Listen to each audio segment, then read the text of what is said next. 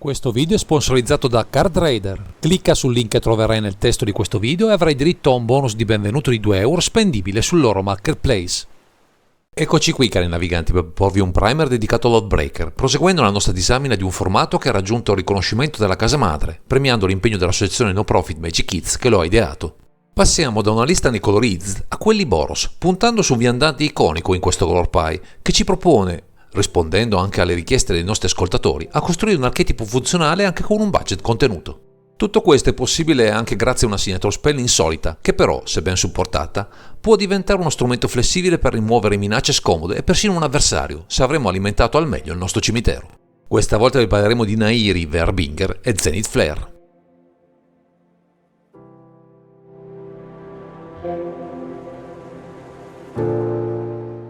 Viste le peculiarità del formato, nella zona di comando abbiamo un Planeswalker come comandante con una signature spell che potremo castare solo quando avremo in campo il nostro Breaker. Nonostante abbiamo un color pie spesso snobbato in altri formati, grazie al nostro Breaker particolarmente versatile e alla signature spell che si potenzia grazie alle carte con l'abilità ciclo presenti nel cimitero, punteremo a infarcire la lista di questa tipologia di carte molto presenti nel nostro color pie. Iniziamo ad analizzare Nahiri, Verbinger, che al costo di 4 mana, 2 generici, 1 rosso e 1 bianco per 4 punti lealtà, ci offre 3 abilità attive che spaziano su vari fronti. L'abilità con il +2 dice: puoi scartare una carta, se lo fai, pesca una carta. L'abilità con il -2 recita: esila un incantesimo, un artefatto tappato o una creatura tappata bersaglio. Infine, con il -8 abbiamo: passa in rassegna tuo grimorio per una carta artefatto o creatura, mettila sul campo di battaglia, poi rimescola il tuo grimorio. A rapidità, riprendila in mano all'inizio della prossima sottofase finale. La nostra signature spell invece può infliggere un numero cospicuo di danni, oltre a farci guadagnare altrettanti punti vita in base al numero di carte con l'abilità ciclo presenti nel nostro cimitero, risultando particolarmente rilevanti in un formato multiplayer a 20 punti vita iniziali. Con questa accoppiata abbiamo così gettato le basi per il nostro mazzo, ma il bello deve ancora venire con le restanti 58.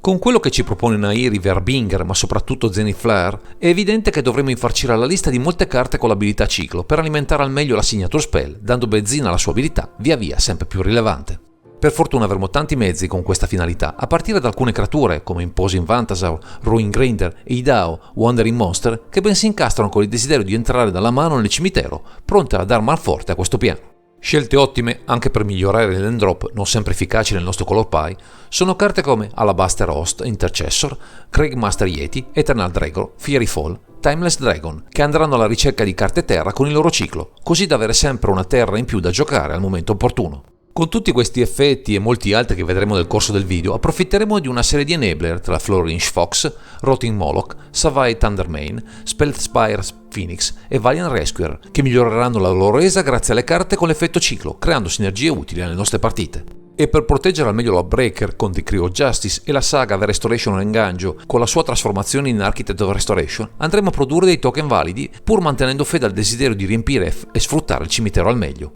Ci sono poi alcune tech tra Fluctuator e Unpredictable Cyclone che ci permettono di ridurre il costo dell'abilità ciclo o delle nostre carte, aumentando drasticamente l'efficacia del nostro piano che necessita, come avrete intuito, di molto mana per risultare efficace. Per massimizzare il primo ma soprattutto il terzo effetto dell'Outbreaker inseriamo tra le 60 Cataclysm Girolk e Combustible Girolk, 2 ciccioni dagli TB interessanti, oltre a statistiche di tutto rispetto per sovrastare i nostri avversari per potenza di fuoco. Per valorizzare ulteriormente i nostri pezzi o anche solo proteggerli abbiamo a disposizione 2 incantesimi, Astral Drift e Astral Slide, molto forti in questo contesto visto il numero elevato di effetti ciclo nel mazzo che ci permetteranno di rimbalzare a comando pezzi utili per ETB o nuove attivazioni dell'Outbreaker sempre vantaggiose.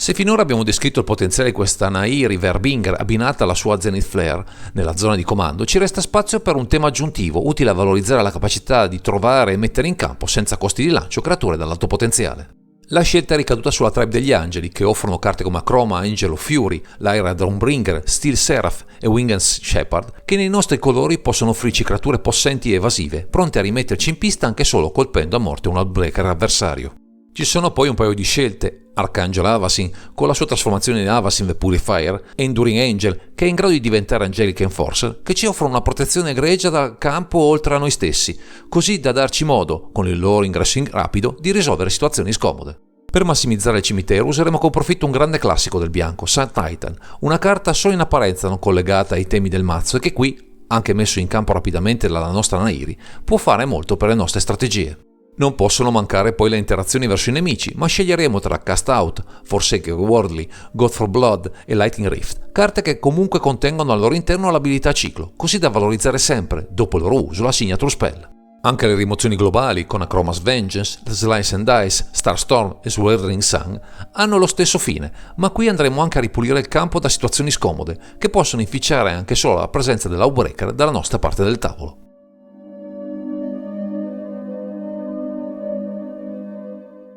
In un formato ancora non ben delineato, mentre appaiono chiari i mezzi e le finalità nella nostra build, emergono alcune carte di contorno che possono veramente fare la differenza e che meritano un approfondimento a parte viste le loro peculiarità. Con un ampio parco di carte ciclabili, il duo composto da Drannid Healer e Drannid Stinger non può che risultare vincente, soprattutto il mago che può colpire l'intero party in modo indistinto, fino a sconfiggerlo senza neppure passare dalla combat. Per mettere in campo carte altrimenti non castabili agevolmente, Scroll of Fate, con la sua abilità Manifest, può essere un'ottima scorciatoia per un parante estemporaneo o una carta che presto o tardi finirà nel cimitero, pronta a ingrossare il potenziale della Signature Spell. E per valorizzare questa zona di gioco con Gate to the Afterlife abbinata a Godfaron Gift, abbiamo uno strumento perfetto per riportare in vita le creature nel cimitero sotto forma di token zombie, mantenendone le abilità così da avere ETB e altri effetti golosi su cui contare. Infine, per impedire lo strapotere di determinati Outbreaker oppressivi, con Flame Blitz, andremo a punire i loro punti lealtà, con un consistente numero di danni a cui difficilmente potranno resistere indisturbati, visto anche il suo effetto ripetibile.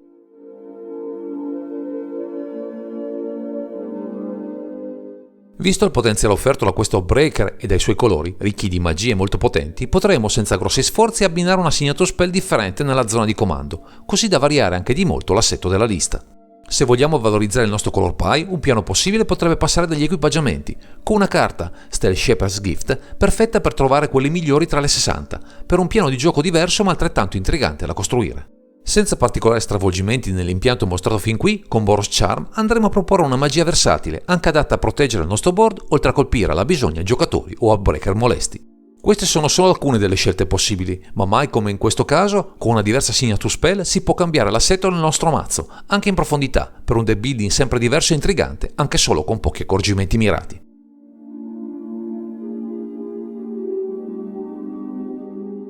Siamo arrivati al termine di questa disamina che vede nella zona di comando questo Nahiri Verbinger abbinato a Zenith Flare, per una lista basata su una meccanica inusuale ma adatta a valorizzare le doti di questo duo di carte nella zona di comando, mantenendo anche un costo della build contenuto. E se volete saperne qualcosa di più sull'Outbreaker, restate sintonizzati sul nostro canale o fate un salto all'associazione no profit Magic Kids, creatrice del formato, che cerca grazie a questo progetto e a Magic in generale di aiutare i bambini in difficoltà. Direi che questo è tutto per questo video, grazie per averci seguito e non dimenticate di commentare, condividere e sottoscrivere il canale per ritrovarci sempre qui su Underground Sea.